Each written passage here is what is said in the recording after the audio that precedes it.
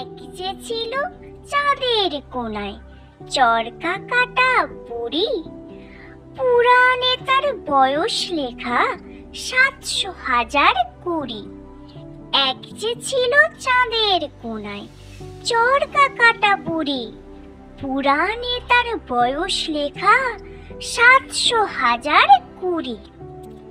সাদা সুতোয় জাল বনে সে হয় না বুনন সারা। সাদা সুতোয় জাল বনে সে হয় না বুনন সারা।